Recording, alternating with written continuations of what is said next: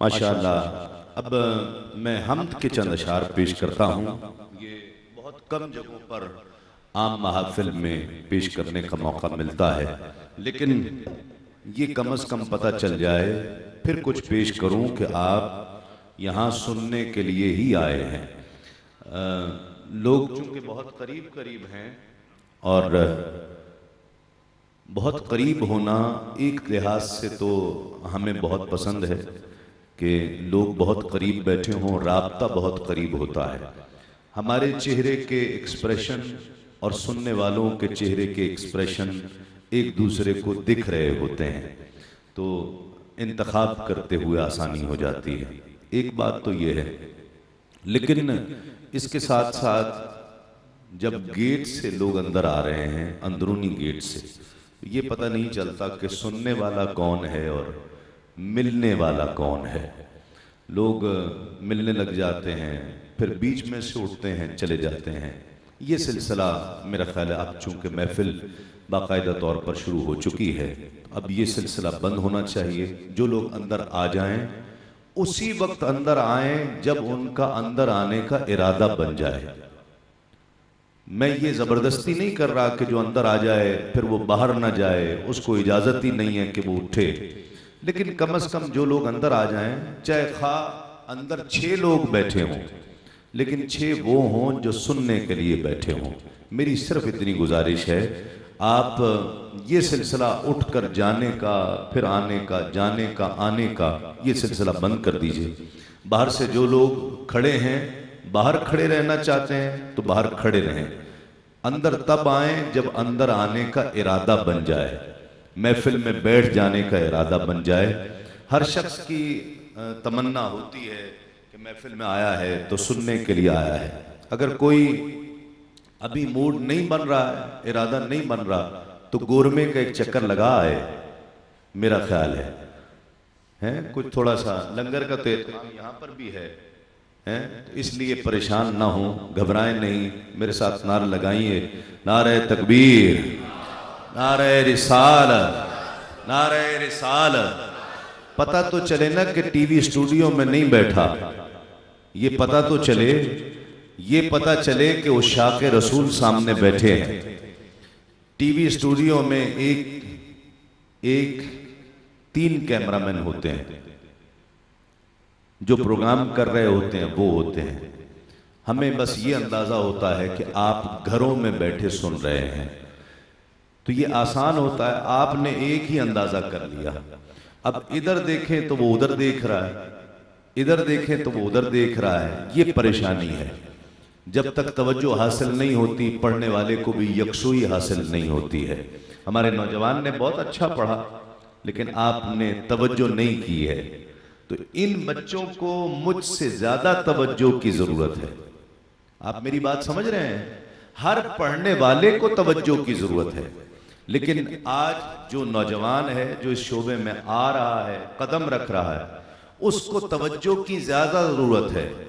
مجھے تو آپ نہیں سنیں گے تو میں اگلی محفل میں جا کے سنا لوں گا، وہ نہیں سنیں گے تو اس سے اگلی والی میں سنا لوں گا، ٹھیک ہے؟ اور لیکن اب یہ بچوں کو بہت وقت کے بعد موقع ملتا ہے کسی محفل میں سنانے کا، تو آپ توجہ کریں گے تو یہ ہمارے آنے والے وقت کا مستقبل بنیں گے۔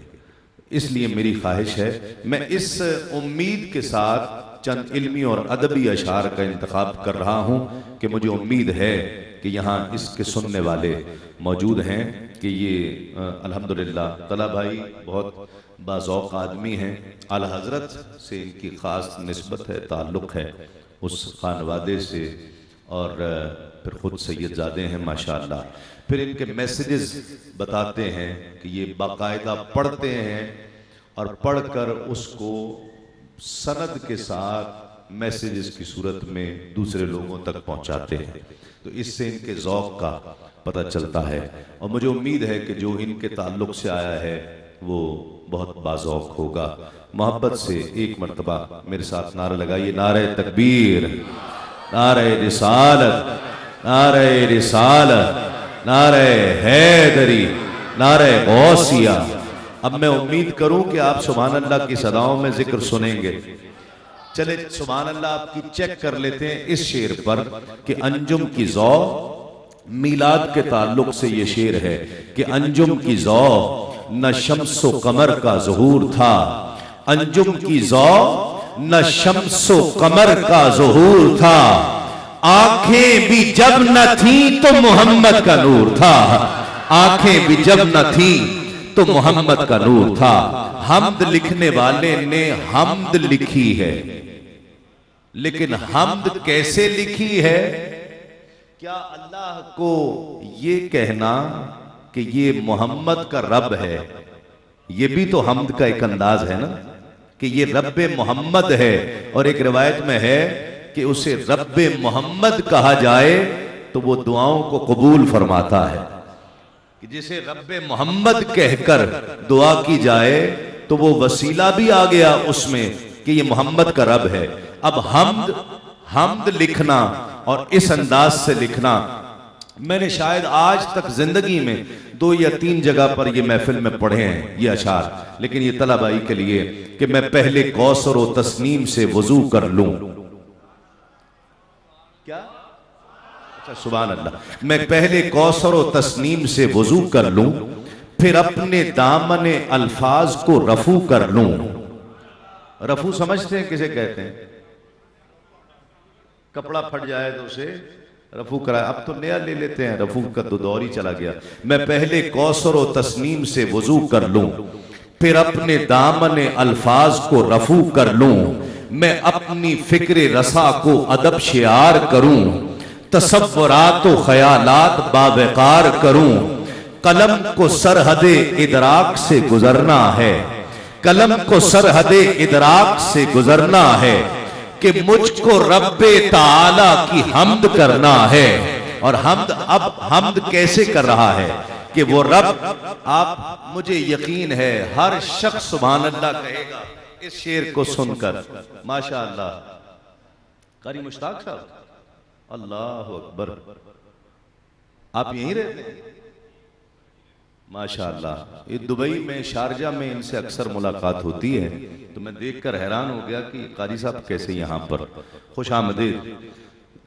یہ شعر سنیے کہ وہ رب کے جس نے رسول کریم بھیجا ہے، یہ حمد ہو رہی ہے، وہ رب کہ جس تک پہنچ جائے وہ سبحان اللہ کہے کہ وہ رب کے جس نے رسول کریم بھیجا ہے، بنا کے اس کو رؤوف و رحیم بھیجا ہے، اور رسول وہ جو رسولوں کا تاجدار ہوا۔